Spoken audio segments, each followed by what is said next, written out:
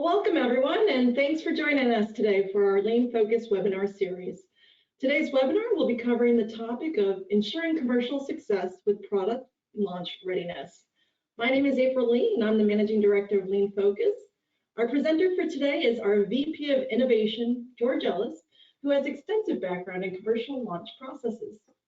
We are pleased to share today's webinar topic with you, as driving revenue is typically front and center on a company's strategic plan, with critical investments in time, money, and resources to ensure successful launches. A new product launch can often be a key growth driver that can make or break annual results. George has multiple successful commercial product launches under his belt, and he's also going to share insights about things that may go wrong in the launch process as well.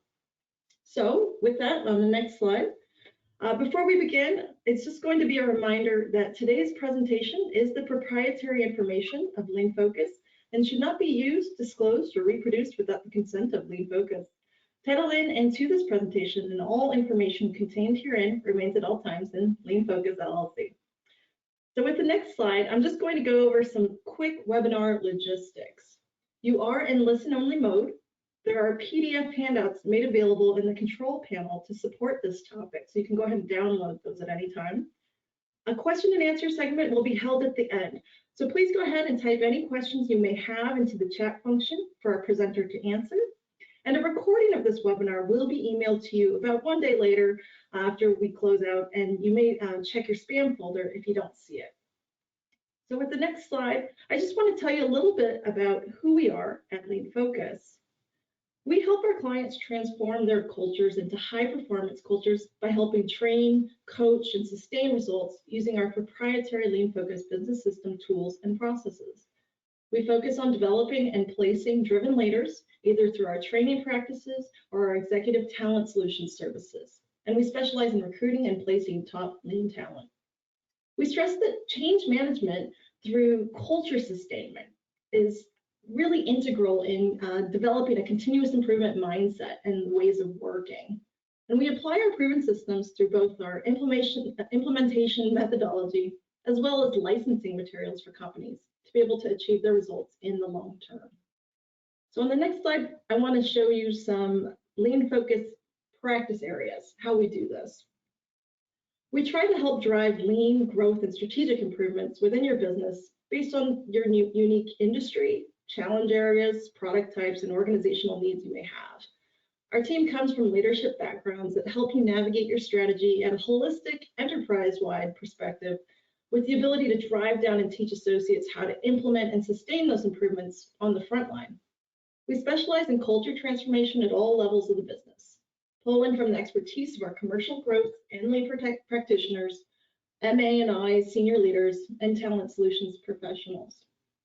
On the next slide, we're going to see some examples of companies that we've helped achieve these results. And from this, matrix of the different industries and companies, you can see that we're really industry agnostic, and we can be applicable to all areas of manufacturing, operations, and commercial growth, such as sales, marketing, customer service, finance, and even HR. So for today's topic, especially, we want to focus in on the commercial side of the business, product launch readiness, and how are we going to drive the growth aspect. So on the next slide, we're going to show you our proprietary Lean Focus Business System Toolbox. And this might be a little small on your screen, but I just want to demonstrate to you that depending on the problem that you're facing, we will reach into our toolbox and identify the right approach, the right process with which to help you drive the results.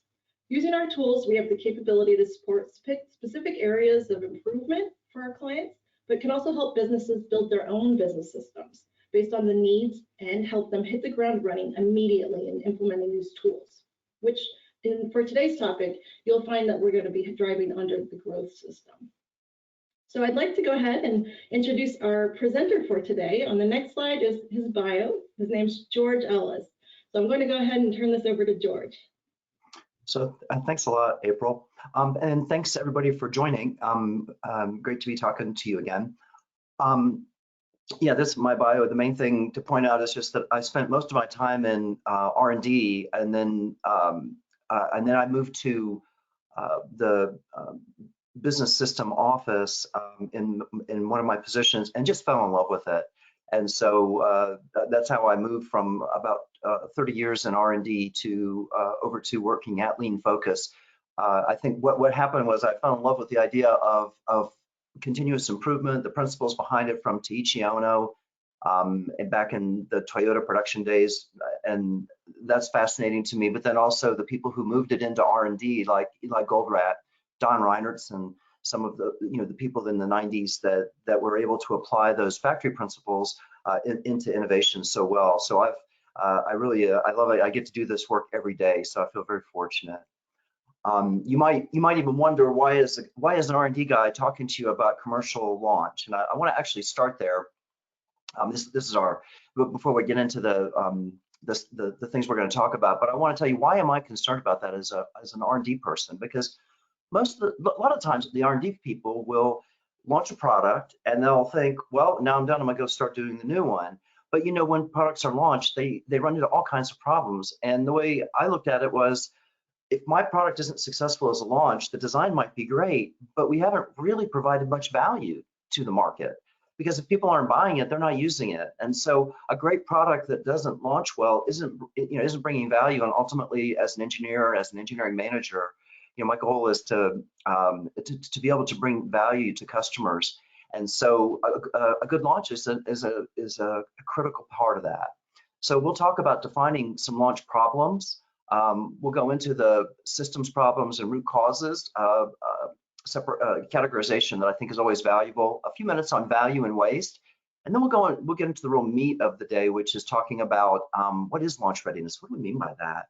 I mean, for a lot of people, that's not really a process. It's more something they just kind of do as their job, but we believe it's actually a process. And then we'll talk about some next steps. So the first thing I always like to show before I start is that the innovation journey is really long. What you see here is a diagram of all the tools that we offer for the journey, beginning with segmentation and being able to form partnerships and open innovation, planning our intellectual property, all the way out to having a launch that's successful. And this process for companies is typically 5 to 10 years from one end to the other. And it's a very diverse process. And today we're going to just be focused on launch readiness. And so what we define launch readiness as is the steps we take typically 4 to 8 months before the initial launch, and coordinating the launch with the development process, so that the day the development is done, the launch is also ready. I used to have a boss that used to say, our products, that we don't launch our products, they escape. And so launch readiness is how we actually launch them rather than just letting them slither out. So let's talk a little bit more. First off, why are we doing this? Uncoordinated launches, they permanently affect financial performance. And the kinds of things we're talking about is marketing assets can be late, events can be chaotic, have to be replanned. Customer-facing teams can be they might not be ready where they're needed. That causes frustration for customers, for partners, and it also causes frustration for the customer-facing teams. They're probably the most frustrated when a product is dumped on them at the last minute. If you work in application engineering or customer service, I bet you've had that experience where you come in one day and you're supporting a product you never heard of. The manufacturing might not be able to meet demand. That's a huge problem. If we have a ramp rate and we weren't planning for the right ramp rate, or manufacturing wasn't aware of the ramp rate and all the places it had to go, and our distribution and warehousing strategy they can all be disconnected from the product. All of those things serve to delay the delivery of value to the market. Now you might say, well, what's the big deal if it takes us 6 months or a year to get all this stuff straightened out, over multiple regions to launch to? We'll make it up later. But here's the thing, you won't. Because the end of your product is not set by, if your launch delays the introduction of your product to markets or to customers, the end date of your product doesn't change, right? I mean, the things that end your product are new technologies, or competitive products, or people, for whatever reason, that product will become non-competitive in the future. It hasn't got a thing to do with when you launch. So if you lose months in your launch, that revenue is gone, and gone for good. And so that's the first issue. The second issue that I point out here is that global launches, they're often hyper-focused on the first region. So we have this happen a lot in the medical world. It's a lot easier to launch to Europe than it is to the U.S. The requirements make it so it's fast. I shouldn't say a lot, but you can get, typically people will launch to the U.S. 9 months later, and then other markets are even slower. Japan and Russia are typically take longer. And what happens is the first launch, whatever that is, that might be Europe for a medical product, whatever business you're in, you typically are doing a first launch. That will be, a lot of work will go into that, and then the team will disperse, and then when the other launches come along, people aren't ready, and we're going to talk a lot about that coming up. So, one of the things that we're using here is and I show the website on here at hive.com, 50% of respondents say that projects fail to consistently achieve what they set out to achieve. And being unready for launch is a very common way to miss expectations. But the good news is it's one of the easier ones to fix. So we're going to talk about that. So first off, let's back up a little bit and talk about the difference between symptoms, problems, and root causes, because they get mixed up and they're not the same thing. So I like to use this example. A symptom might be that I have a headache, cold chills, and I feel really tired. I may have a problem that tells me I need to go to the hospital because I've got a high fever, but the root cause is a perforated appendix. I show you this because you really want to separate symptoms from root causes, because root causes we can treat. You can't treat symptoms directly. And so if you're thinking you're frustrated about launch at your company, or you have a product that isn't doing well, we can't treat that, but what we can do is find root cause. We can treat that cause. And the problem is this quantifiable problem that allows us to measure how well we're doing. And any of you that have been in any of my other webinars, or if you're just involved in lean thinking, having a quantifiable problem is just crucial for unlocking problem solving. So in product launch, what are some of the symptoms? Slow revenue in the first years, chaotic regional launches, disappointment from the field. This is one that I think is underrepresented, but people will, they'll go and launch a product, they aren't really ready, they don't have, we'll talk about what I mean by readiness. And then the sales team is like, they go out, they take their good customers and they take a chance on you by introducing their customers to a new product. When that product fails, that customer is disappointed, not just in that product, not just in the company, but also in the salesman personally. What does that mean?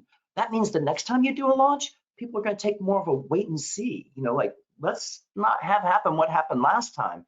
So by doing one bad launch, you actually are creating problems that are going to hamper your launches going forward.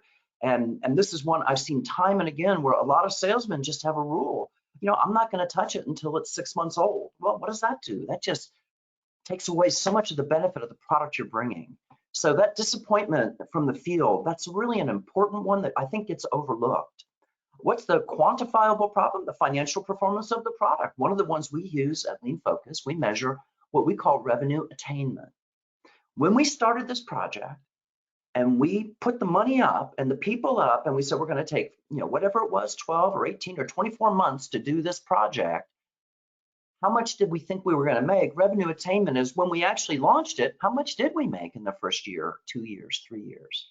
So it's a measurement that we think is a very powerful measurement of how well we're delivering value to the market. What are some of the root causes, the things we can treat?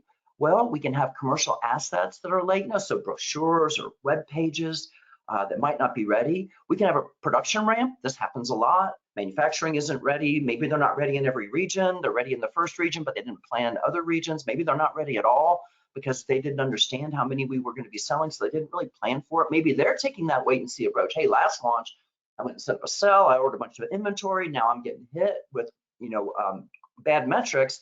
Let's wait and see. So, that's very similar to what I was saying about the field. And then another one, I think you guys have, most of you that have been in the business for a while, this transactional systems being partially ready is a constant problem that we don't have. So for example, what do I mean by transactional systems aren't ready? Maybe we can take an order, but we can't take a return. Or Or maybe we can take an order, but we don't have the price list set up when we're going through partners. And so a lot of this work not being done, all of it just slows down the whole engine and slows down the effectiveness of your launch. So those are some of the root causes that we want to treat with launch readiness. So I want to talk a little bit about value and waste. And it's going to be very important as we talk about the things that we try to do. The first thing we want you to do as lean thinkers is think about all the effort you put in a day. Some of that goes to creating real value. You know, you're going and you're creating a brochure that really is going to help a customer understand the product better. But some of it's going into waste. That you're, for example, you didn't know that you had to do something in French, and now you've got to go get, the last second you've got to go arrange for translations, and that's causing a whole bunch of extra time to expedite it. Or value, I'm in production and I'm spending my time getting line ready, but I have the wrong ramp curve, and it turns out we're going to be selling 3 times as many as I'm planning for. That's going to cause a huge amount of waste because now I'm going to have to react at the last second. Jeffrey Liker, he's one of my favorite authors. You might know his name from The Toyota Way. He wrote that. I want to say in the 2000s. And it's a wonderful book that reveals a lot of the inner workings of Toyota. He says that 90% of most business systems are waste. So 10% is value. I think that's probably true. And we look at it that way. We know that most of what we do is waste. If we had a perfect day, how much would you get done if there was never an interrupting phone call? You never made a mistake. You got every bit of data you needed. It was always perfect. There was never, you always were able to predict what the competitors were going to do. You never had a quality. Think about how much more you get done. I don't know. I think 6 times as much, 10 times as much, probably. And so we use that rough rule of thumb, very hard to measure, but 85 to 90% of what we do is waste. And let me show you, and let's talk about waste. And I say waste is a villain. The first thing about waste is it's frustrating. Now, if you're on the factory floor, there are 2 ways you can see waste. One is inventory, shelves full of stuff, buggies full of stuff, and the other is scrap. So piles of scrap, buggies of inventory. But when you're in knowledge work, like product development, you don't have that. There's nothing, it's all invisible. So the thing I look for is frustration. When I see people that are working, when they're frustrated, I know there's waste. I mentioned a moment ago that waste is large, maybe 15%. Jeffrey Liker says 10 of what we do really creates value. I don't know if it's 10 or 15, but I know it's not big. It's hidden. Of course, it's hidden. The people who are doing this work, they're good at what they do. They work hard. If they saw the waste, they would get rid of it. But for most of us, all of us, waste is, we're a little bit like fish swimming in water. We don't know that we're in water because it's around us so much. We think we don't have challenges. It's the way it always is. And it's systemic. Most waste is caused by good people trying to do the right thing. I like W. Edward Deming. He was a quality leader with Toyota back in the 50s. And I want to say 50s and 60s. He used to say that a bad system will beat a good person every time. And that's what he's talking about, that systemic waste that's just built into how we do things. And it's destructive, especially in the world of, in the professional world. We're taking people who could be out there doing some amazing things, amazing product management, amazing product development, research, and writing software. And instead, they're just all tripped up in simple things and doing all kinds of wasteful things, expediting stuff, arguing, and feeling like you're going home a loser every day. It's very destructive. And so I love this Taiichi Ohno. He was the father of the Toyota production system. He said, if you're going to do Kaizen continuously, what do you mean? If you're going to continuously improve, you've got to start out assuming that things are a mess. And that's, when we say 85% of what we're doing is waste, it's a mess. But now I want to give you the good news about it. The good news, well, first a little bad news, then the good news. But if you're in a wasteful system and you're in a launch system and the answers that come back to how can I launch better, they come back as things like try harder. You know what I mean? Things like, you just need to work harder, or people should be more careful, or we need more training. Those are things of really just try harder. And so we bump up the effort. But when we bump up the effort, we do get a value, right? There is a fleeting benefit when you go and push on people and say, we got to get this so much out. We need everybody to work until 8 o'clock at night. There's a fleeting benefit. It doesn't last forever, but the waste goes up too, because you're in a wasteful system. So if you turn the crank harder, you are going to get a little more value, but you're going to get a little more waste. But in continuous improvement, we teach a completely different way to add value. What we do is we drive waste out, and then we're able to drive more value for the same amount of effort. So we don't have to ask people to work these crazy hours, or we don't have to keep telling people, the reason things didn't work well is because you didn't try hard enough. It's your fault. But instead, we cut waste out of our processes. And when we do that, the waste goes down. Now, maybe instead of 85% waste, it's 80% waste. I mean, that's not a big go get, but that means my value goes from 15% to 20%, which means all of a sudden I'm getting a third more done during my day. That's a lot. Do that a couple of times and you can, over a few years, you can double the output. And I've seen it. I've seen it that people can get twice as much done if we can just drive out some of the waste. And then what happens is people get super engaged. They start feeling like a part of the team. And they're really interested because they're going home winners, because things are coming in on time and on budget, and basically they're being successful. And then they get more focused. So for some people, it might mean they put in more hours. For other people, it might mean that they're just much more highly focused, much more heads down at work. But the point is that does happen. But we don't try to drive more effort in the beginning. We try to drive waste down and let the natural system drive effort where that's what people want to do. So that's just a quick introduction to waste and value. What I want to talk to you about for the rest of the discussion is how do we see waste, and then what are the kinds of waste that we see in product development, in innovation, and in launch. And it's kind of a closed system. It's hard to see inside, but when we open the door, we see all kinds of places where waste hides. I've got down here the applications engineer doesn't get to see the product until just before launch. How many times have I seen that? How frustrated are the application engineers? They had a list of things they needed you to do. They could have told you in a few minutes what you were doing was going to have some issues, but we bring them in at the last minute. That's a problem of siloing.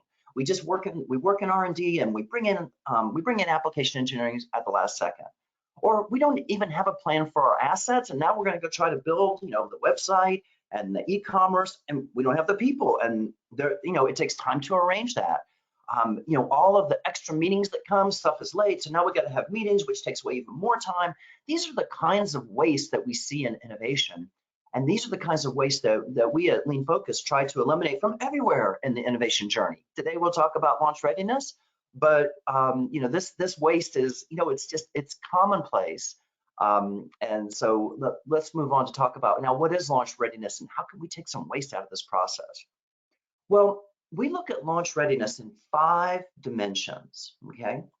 So the first one is that the commercial assets are ready. And we mean by the commercial assets, what you would traditionally think of as what a marketing communication group does, or what's often just called a marketing group, not product marketing, but but different companies call that department different, but the people who actually create material, and so, printed, digital, videos, testimonials, promotional, email campaigns, events, training, all that sort of thing. That's one type of readiness.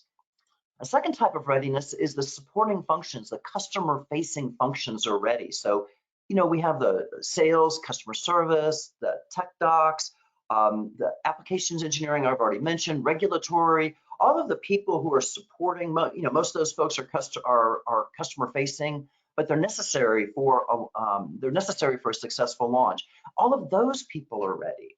This is a problem we can do a lot of good, and we'll talk about this in a little bit. Our partners are ready. However it is, we're just doing distribution, warehousing, channels. Do we need new contracts? How are we dealing with take back?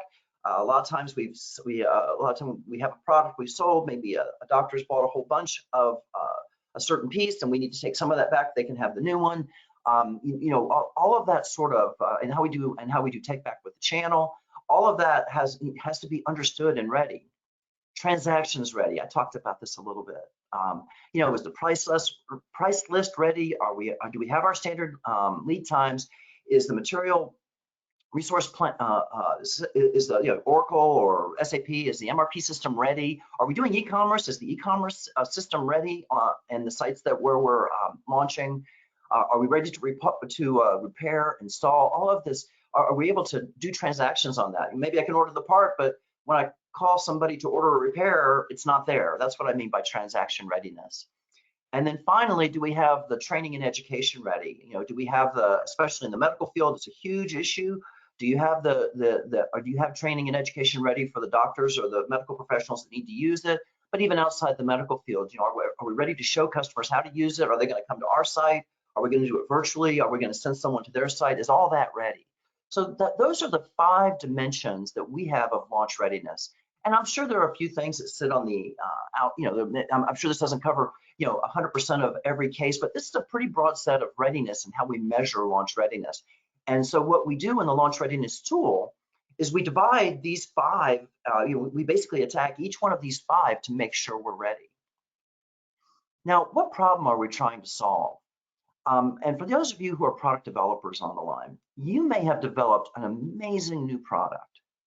But, and I'm sure you know this, but there's a chain of things that have to happen to deliver the value of that new product to a customer. You've got all those supporting functions. I mean, if regulatory is not ready in Germany, then you're not going to be able to deliver that product in Germany. And if your partners aren't ready, if you don't have the inventory worked out, it's not going to be available. You see, any link in this chain can break. And the value of this amazing product that you just spent 15 months working on, it doesn't get to the customer. I love this example. I have personal experience with this. This is a wound care product, and I just love it because I think in a simple way it demonstrates this chain that I'm talking to you about. So I don't know how many of you are familiar with the wound vac. It's some pretty cool technology. It's about 10 years old, and basically if you have a large open wound from surgery or whatever case, this thing, you stick it on and it pulls a vacuum and you essentially heal infection free. It's like amazing. For me, I had a surgery and there was a wound from it, and it took 5 weeks to heal. The doctor said without this product, it would have probably been 5 to 6 months. And today I'm 100%. I don't hardly know what happened. So this is an amazing product, and it really was in my life. It was a wonderful product. And so as a product developer, I'd say, wow, job well done. But let me tell you about all the other things that had to happen to get that to me, the patient. The surgeon somebody had to go and present this product to the surgeon so the surgeon would specify it. All right. The company that I worked with, and it's a collaboration between 3M and KCI, those are the 2 companies that are doing it, they had to work out home nursing care across the nation. So basically, they were able to say, okay, you are going to need a medical professional to come see you 3 times a week because of the thing that you have. You can't go to the doctor's office, so we're going to have someone come to your home. Here are the people that you can call, and they gave me like 2 or 3 numbers that I could call. I mean, how amazing is that? They've got the whole country set up. They did the work negotiating with the insurance company, so the whole thing came to me, through my insurance. So it came through. They rented it. All of that was done, and it was painless for me. I won't say painless. A wound like that is not painless, but the insurance part was painless. They had a 2-hour courier replacement. If anything goes wrong with this device, if they get to you in 2 hours and replace it, everything is fine. Otherwise, you have to go back through some other processes. So they have a guarantee. 24 hours a day, doesn't matter if it's Christmas at midnight, somebody will be at your house anywhere in the country. They will drive and get you that unit in 2 hours. And I live in a fairly rural part of the world, but I had that service here.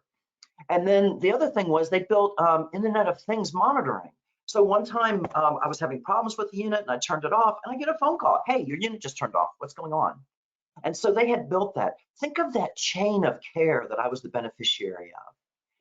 If any of those links of that chain would have been broken, this amazing engineered product, and whoever that product developer is, I mean, God love them, and her, for team really, God love them all for what they did, and I'm so grateful. But if it weren't for this chain of all the commercial part, that value wouldn't have gotten to me. And that's what launch readiness is. They were ready to launch that product. So I wanted to give you that. And so when we look at launch readiness, it's very highly cross-functional, and there are many demands. Now, when you see this screen, and I've shown this screen to people, and I've watched the look on their face, and they look at it and they go like, oh my gosh, that's too much. You know, we don't do anything like that. So 2 things on that. One of them is you don't have to do every single one of these, but you need to know that they're available. But you certainly need to be in every one of these columns. How am I doing my communication, my training and education? If you're in a regulated industry, of course, how am I dealing with that? Of course, you've got to have the product ready, and how am I doing the repairs, and what's the production ramp look like? I've got to have the pricing ready, transactions and sales. So we break it down as we break down what we're doing in the swim lane. We're going to build, essentially what we're going to do is build like a little mini project. But the first thing we want you to see is this is highly cross-functional. So we need we're talking about a team sitting around a room, probably if it's a complex product, maybe for a day or 2 to get this kicked off, and then managing it like a small project because it is complex. There are a lot of interactions. No single thing in launch is typically that complex, but it's getting all of that web connected and ready to deliver customer value. So there's a lot of things that need to be done, and we'll talk about them. Now I want to come to one of my favorite topics, and I talk about this a lot. This cute little pony that somebody put a unicorn horn on, you know, this is what I call this is my view of the mythical global launch. We're going to do launch. It's going to be done for the whole world. It's all going to happen on one day. And so people talk about, here's my product. It's going global, by the way. My product's going to be sold in Japan. It's going to be sold in China, all across Eastern, Western Europe, United States, Mexico. But somehow there's just going to be a launch. People will talk about that. When is launch? And it's just, I draw it as this cute little cuddly horse, and everything's just done on one day. But in real life, this is what multiple launches look like. I mean, you have these multiple regions. They're all different. They have different requirements. They happen on different timings. Very few people do a true global launch on one day. Even if you're not in a regulated industry, it's still just very hard to get all those 5 dimensions of readiness done. And so what happens to us is, this is how I feel in a global launch. It's like they're charging at me, and I always like to point out that this 4th one looks like my mare with her ears back. They don't look happy, and I don't think I like where I'm standing. But if you're not planning for the whole global launch, that's right where you might find yourself standing. So let's talk about a little bit about the workflow and how and this idea of how readiness often peaks in the first launch. So what'll happen in region 1, let's say it's the US, everything looks great. The team starts to disperse. Now I go to region 2, supporting functions weren't really ready. I forgot that we had to get that whole apps team in Europe ready. The transactions weren't ready. The e-com site that we use doesn't work. It works horribly in Europe. We didn't have that ready. We didn't have the languages ready because we were supposed to do this in German and French, and we thought if we just did German and French, we could support all of Europe. But it turns out we needed Spanish, and because the Iberian Peninsula was very important to us, and so in region 2, it starts falling apart. And then by the time you get to region 3, it's a year later, the team is almost disbanded, and and really you're just having a hard time all the way around. And so these are this is what we see a lot. And so that's one of the reasons that we teach when you launch, you actually have all of your regions laid out, because this is what people are famous for. And if you're in R&D, I know this has happened to you. Someone comes and says, look, we're going to launch this product globally, and our global revenue from this is going to be $45 million. And then we're going to first launch in the US, and that's how we're going to get 25 million. And no other planning is done for the other regions. And so what we have is a price tag on the project, which only gets me the US, but a benefit of the project that was supposed to be for the world. And then there's this disconnect. All of a sudden, regulatory is just told, go get all that stuff registered. Or marketing has said, hey, go find some way to get all this stuff translated. And you're just overwhelmed. And so that's why we teach when at launch is a long process, and we want to lay the whole thing out. And then what does that let people do? That lets people be successful. And we talked about that. It cuts the waste, because a lot less of that hopping around and chaotic behavior. Now, this is our total launch readiness workflow. These are the 6 steps that we would take you through in the event. And these events are typically, like I said, on a complex product, probably 2.5 days. On a simple product, maybe even virtual. We do it in for 2-hour sessions. It just, it depends on the complexity of the product, but we would go through these 6 steps. I'm going to talk to you about, I'm going to just highlight, because we don't have a whole lot of time today. So I'm going to highlight 3 of the 6 steps that you see there. We come into the event, we're segmented, we know what segment we're going after, we have our value prop ready, we know our targets for revenue. The production ramp's been worked out, that's got to be worked out ahead of launch readiness. You don't work that out in launch readiness. That's product marketing's job coming in. And the other key piece of information we need is what's the regional launch plan? So when we got these revenue targets, and I actually put these on one page, and I will lay it out. Okay, here's which region. Now let's lay it out by month. When are we doing the launches? And reality starts to strike. We were going to get 45 million a year, but one of those regions we don't launch in for 18 months. But I wasn't counting on that 18-month lag, which is the reality. So let's lay it out right. Let's get revenue targets that are completely aligned to our regional launch plan. That alone will take a huge amount of waste out of your process. But let's talk about, I want to talk to you about, first off, team selection. So I showed you how cross-functional it was. This is what a good team looks like to me. You've got somebody from regulatory that's able to help you understand what's going on in launch readiness, and they're able to say, hey, I see your goals. I see the 6 regions you're launching into. If I'm in regulatory, I can tell you we've got the resources to get you registered in those countries. If you're, again, those are medical clinical trials. We have the clinical trials to support the launches. You need operations to make sure we can meet that launch ramp. Typically, you want a facilitator. The facilitator in an event like this, think of the launch owner, typically product marketing. They own the result. The facilitator is the person who makes sure that the process stays true. So those are 2 different things, right? The launch owner is really trying to drive to results. The facilitator is keeping us on process and keeping us on track. And it's that healthy tension between the 2 of those during the meeting that makes the most successful meeting. So I discourage people from having an owner be a facilitator, because you really need somebody who can step back and say, wait a minute, that's a little bit out of process. And we need to get back onto the way we do things. And so that's the facilitator's role. But we need all these folks. At least, now all these folks don't have to stay for the whole 2 days. Like, for example, you might only have the regulatory person there for an hour or 2, but get that buy-in. Same for operations. Hey, here's the revenue plan. Here's the production ramp that meets that revenue plan. Here's the regions where they have to go. Operations, are you good? Have you got the ability to warehouse, distribute, build all in those places? Yes, you do. Super. So, this is, again, aligning the revenue targets and the launch plan. And so some of the folks will be in there less. Others of the folks, particularly I'm trying to find, I think I left out the marketing team. I better add that back in. But the marketing team, you're going to want some development people, because you want them, again, they may not be there. You're not going to have a lot, but you're going to want at least somebody representative of the project. You're going to want to have 1 or 2 salespeople in there. If you can, a key channel partner. And even occasionally a customer, although that customer might be more of a lifeline that you call or that you bring in just to talk about some things at the beginning. But think of how cross-functional this team is. This is the group of people that can get things done, and we're going to, instead of them being in silos like they often are in launches, everyone's going to be sitting around a table, and we're going to be building a plan together. The second thing is just talk about the ideation and how we're going to, let me go back up 1 second. How we're going to create standards and checklists, because in launches there are many disconnected functions going on. I showed you some examples of them. There are many more. That slide I told you earlier, that has sort of gotten a couple people concerned, so I actually cut that in half so it wouldn't be so alarming. But the fact is, there's a lot of little things that have to be done, and so we need some checklists. And so I'm going to talk about checklists. And so, Shigeru Shingo is another one of my favorites. He worked a lot with Taiichi Ohno.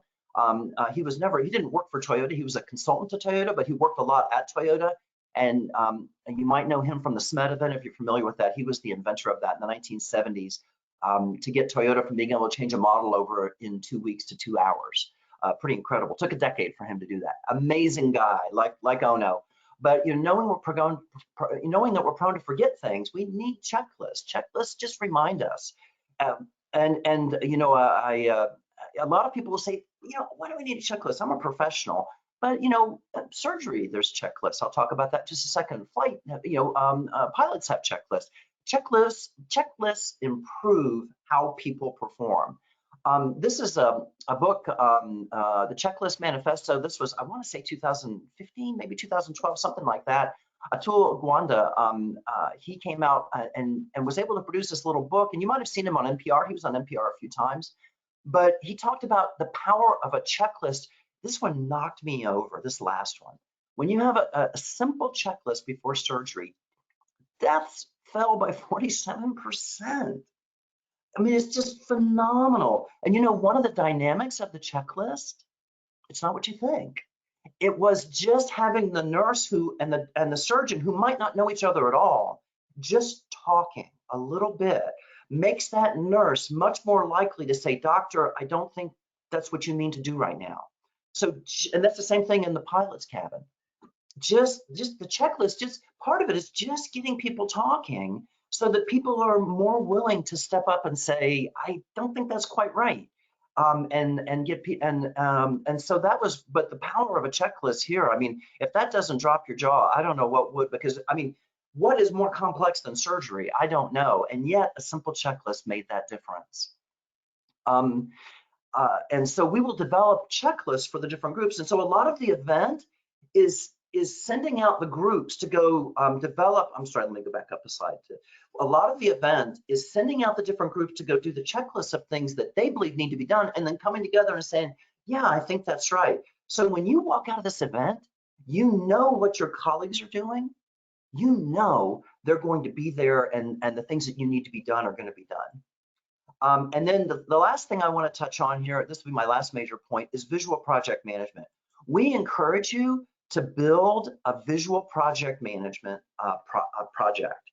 I know that in launches, a lot of people use action lists, and if you're in if you're say in marketing communications, and you have an action plan to go and how you're going to get your brochures and do your translation, that's fine. But when you're interacting cross-functionally, action plans, they just have a big problem, and the problem with them is they get long. And when you get something this long, that action list might be 100, 150 items long. And what happens so often is, because it's so long, really people stop comprehending it. And then you're just sort of scrolling up and down during the meeting, and then people aren't really following. And the next thing you know, people are looking at their phones. A visual project gets everybody to put their projects in big pieces so you can see it on one page. And then it just really is focused on the handoffs. So marketing and communications, we're not going to go brochure by brochure with you and say, "What are you doing?" But what we do want to say is, when are the printed brochures ready for region 1? That would be a box. Now, how you manage that brochure, that might be your functional action plan, and that's fine. But when you're cross-function, we've just seen the results. It's not just believe, we've watched it.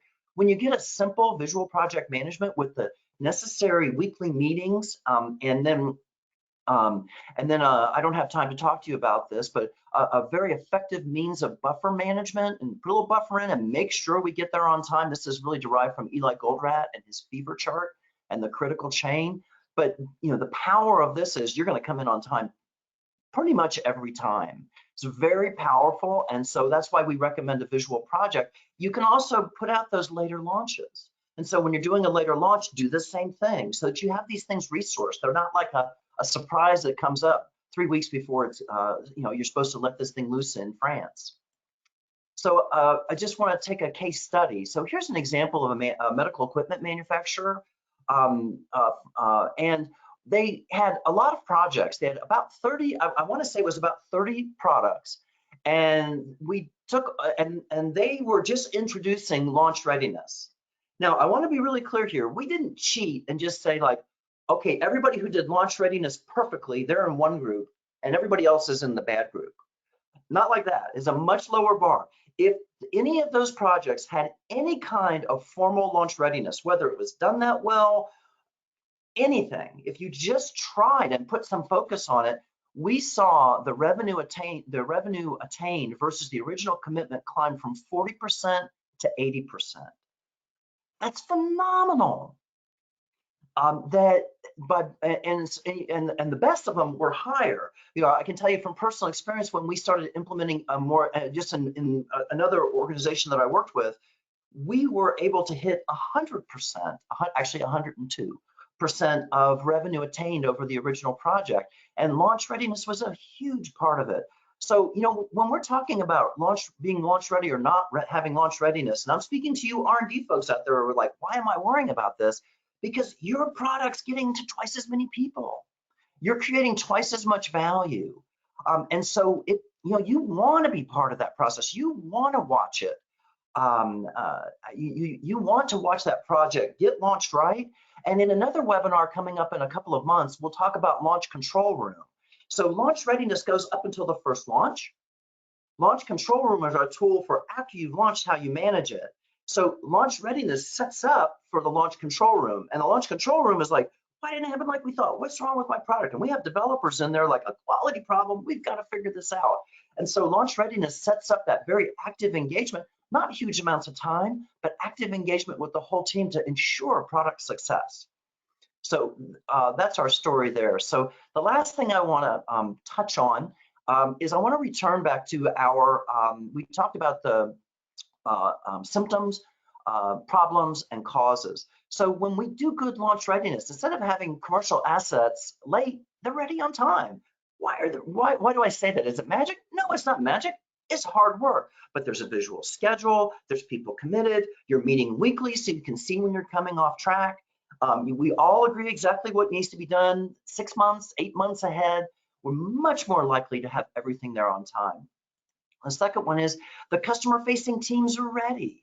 I remember one launch I went to, and we were getting ready to launch it in Europe, and I want to say that we were going to Europe.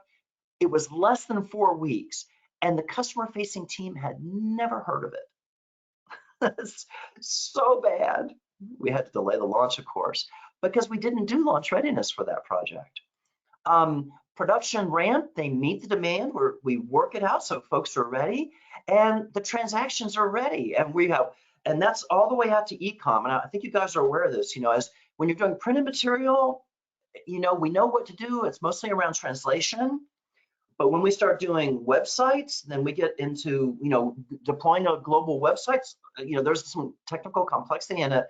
And when we get to e-com platforms, there's a lot of involvement with the government of the places where you're going. And so, they get harder and harder to get transactions set up as you're going to more of an e-commerce model.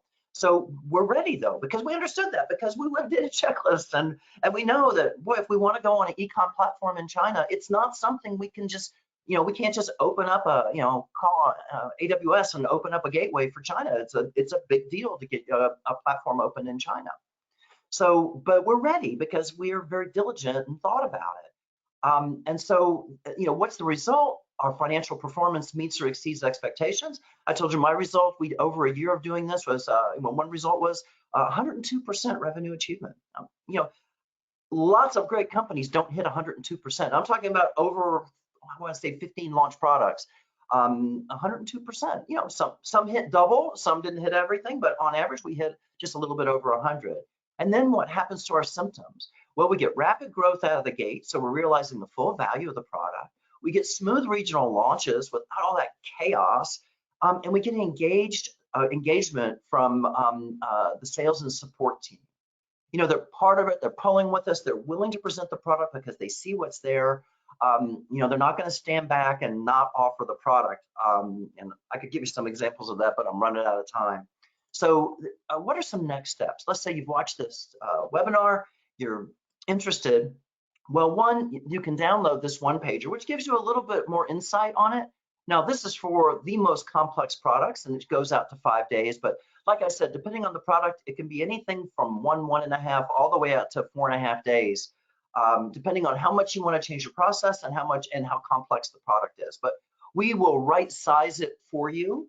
But we just want you to know that we can cover the product, however the scope of the product is. The tool that we present you can cover it. And we also offer this in virtual sessions. We find that launch readiness a lot of times works better in virtual sessions because a lot of the people you need, it's very hard to get them to come in out off the street. And I'm speaking especially of field sales. What happened to me a lot when I was doing Kaizens, if I didn't do them virtually, I couldn't get field salespeople. Why? Because a field salesperson who comes into the office for a week loses income. Nobody else in the Kaizen has to give up income to come to the event. So the field service people, there's quite a burden on them. And so a lot of times we will try to work around that by doing it partially virtual. When I say partially virtual, some of the sessions are virtually. Never mix, never have a room with a handful of people virtual. That doesn't work. But what we can do is make some of the event on site, some of it virtual. And when you're virtual, they don't all have to happen at once, right? We can spread them across 2 or 3 weeks. And so that way our salespeople can schedule their appointments without interrupting the business as much. So we offer that. We're very flexible about it. And we'll teach you how to do, the checklist, how to do a visual project, and how to plan your global launches. Just to close off here, if you like this talk, we have monthly webinars, and I think there are 5 or 6 of them now that are at this site. So if you go to this site, you'll be able to watch 5 or 6 webinars on innovation that have just started since January, and there are lots of webinars on lots of other topics. So there's just lots of free information there for you in the format like this. I also do a weekly newsletter called The Innovation Journey, and it's typically a 5-minute read. And so if you go to me on LinkedIn, look up George Ellis, you'll be able to find, you can sign up for the Innovation Journey. And it's just, it's really what I just learned that week. I'm in Kaizens, I see things, and I try to take the lessons learned, the things that really surprised me, and write about them. So it's a lot of variation. It covers the whole journey, all the way from segmentation to launch. And then if you really are interested in more, I have a book here that I've listed that you can purchase from Amazon or just about any bookseller. It's from a major publisher, Elsevier. And so you can get that, or my project management book. Those are available as well if you just really want more.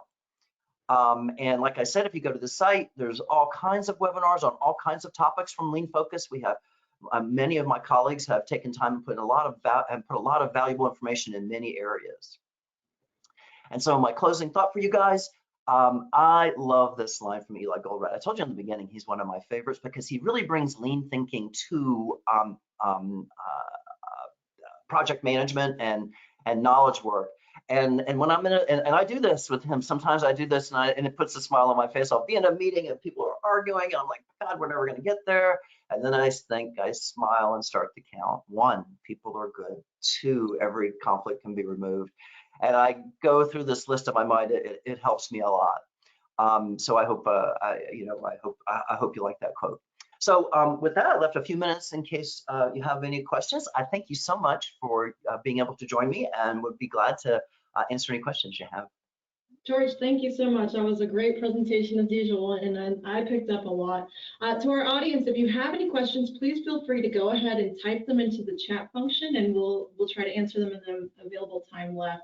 So while I wait for some questions, George, one of the great things about your presentation was highlighting how complex it can be from a multi-cross-functional group who is trying to align all the tasks needed to do product launch. And it just seems like by investing a few days on the front end before the launch, that you can actually save on delays, rework, headaches, that actually add up to months or even in some cases years with the product launch process. That seems to be what you've demonstrated here, is just invest some time on the front end to get that all lined up, and you guys can achieve that revenue target. Well, April, that's exactly right, because people think like, oh, I can't have another 2-day meeting. It's not a 2-day meeting.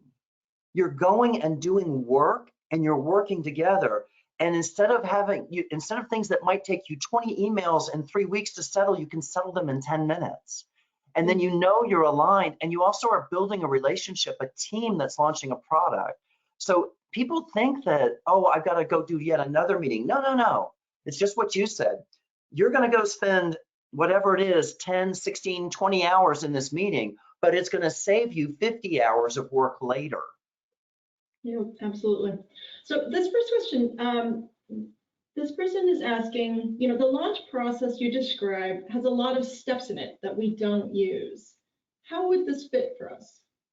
Yeah, that's a really good question because launches are they're peculiar to the business you're in and your business model.